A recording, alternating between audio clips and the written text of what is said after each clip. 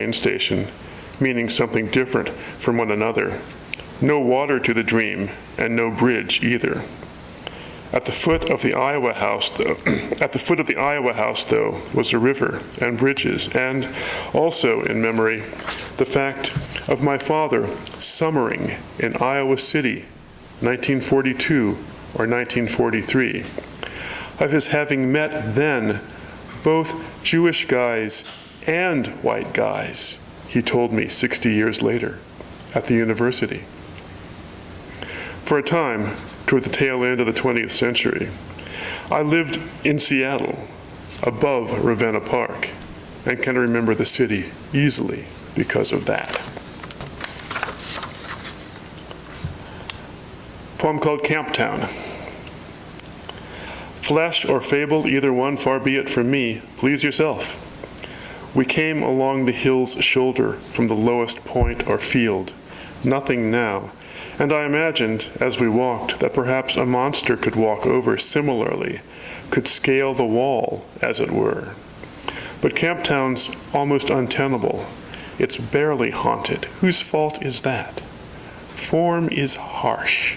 Form is just a hull.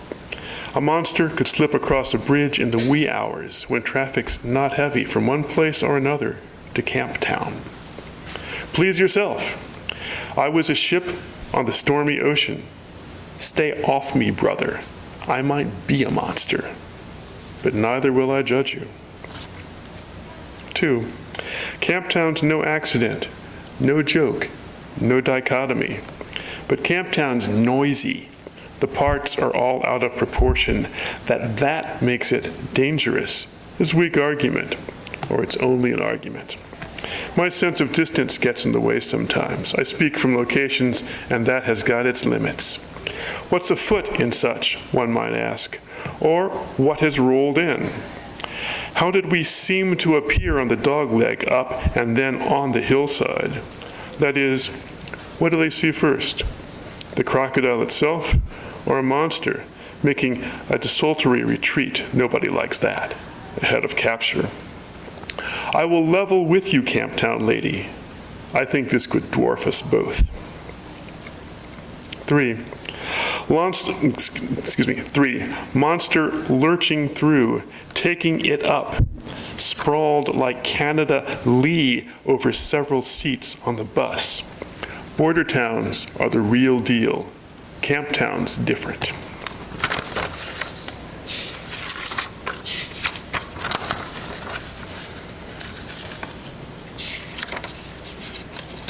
And let me find it. I'm at work on in that same series of poems, the plantation songs. I'm at work on a poem vaguely about Pennsylvania called Negro Mountain. Negro Mountain is a 30-mile-long ridge of the Allegheny Mountains extending from Deep Creek Lake in Maryland north to the Castleman River in Pennsylvania. The summit of Negro Mountain is the highest point in Pennsylvania. That's 3,213 feet.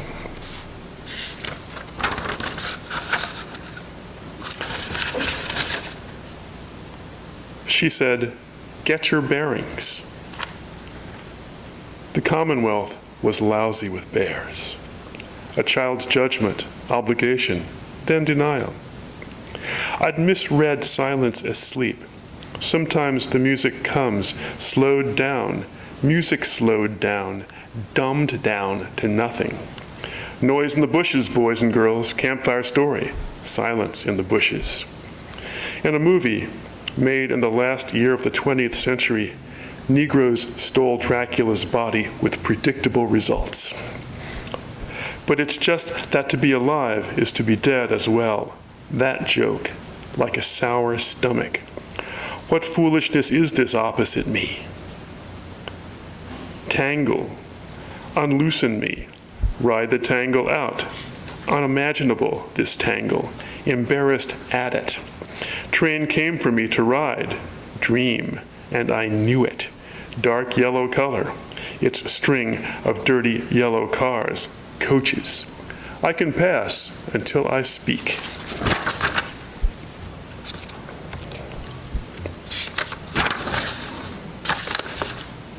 She said, long ago, that people would be jealous and try to thwart us. Another grammar, though, for the trouble white people bring, and once you know the grammar, once you master it, you're more whole in those situations. I was taught to look the other way, look further off, look over their heads, look like what? As though death were as complicated as leaving town. Watch verbs. Thank you.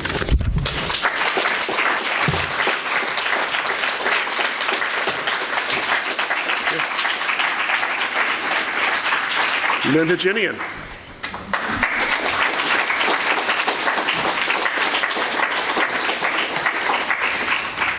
Thank you, Cecil and Christopher, for organizing this. Thanks all of you for coming. Welcome to another academic year in Poetry Land. I'm going to start by reading a poem by the Russian poet Arkady Dragomoshenko, who died a year ago today in now St. Petersburg, Russia. It's called 6 Hours to Waking If You Don't Sleep. Wesleyan University Press is a book of Dragomoshenko's selected poetry was in the works at the time that he died. He died very unexpectedly and suddenly.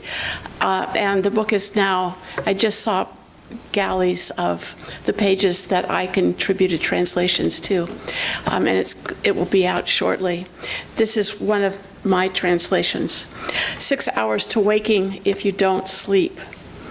It's no longer possible to gather up all the empty bottles, the needles, thimbles, money, nor understand where the light ray lies, where the steel thread stretching across the road, though undoubtedly it's at the bus stop diagonally across the way, where the kiosk sours like the sky.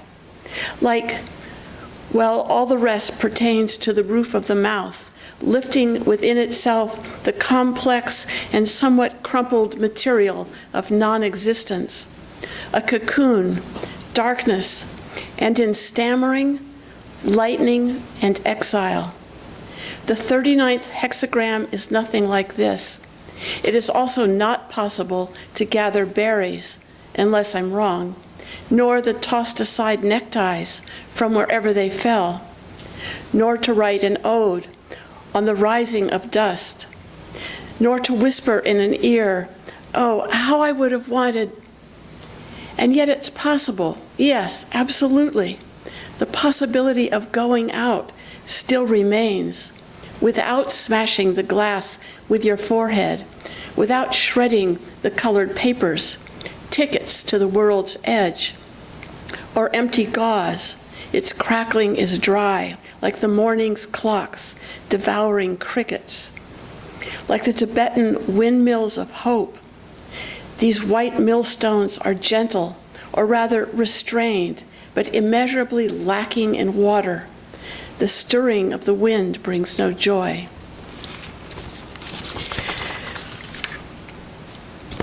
And now I'm going to read just a few of a series of 14-line long elegies, which are meant to achieve absolutely no resolution in order to express how completely unacceptable death is. This is an elegy for Arkady Trofimovich Dragomoshenko. A grasshopper singing of death laughs long, as if a heavy-hearted granny spoke a light word. A shadow scuds over glass, the glass stands still. Insects seethe, and they say that is the dream of language. But what is language if not what is threading through the veins of an insect's wings? What does it mean to say now, now, as now surfaces in a gesture, as of a person pushing his eyeglasses up toward his brow? Our luggage is stacked sky high. We are wearing 20 layers of clothes. Every utterance is symphonic. I've never made curtains for these windows, stabbed by the mid-morning light. I pass with a broom, standing with a hose in my hand and my thumb against the nozzle. The loops of time droop, fall slack, and someone steps out of those that were his or hers, hers or his and hers, his and his, hers and hers. Is it right then that we are left to hurtle alone? The girls dance in dead light, the cadavers lay in live light. But as for those girls, men with mouths like mare vaginas watch them. Every rough rupture demands elasticity of the imagination. The silver river is irreversible, but you attentively watch its mouth. What you write achieves its independence, though you are nimble, arrogant, sly, and wise. That is how you spend the day, which is itself a powerful force and raises the significant question, how did you get here? All suffering is in the egg. Now suck it out of its shell and spit it away.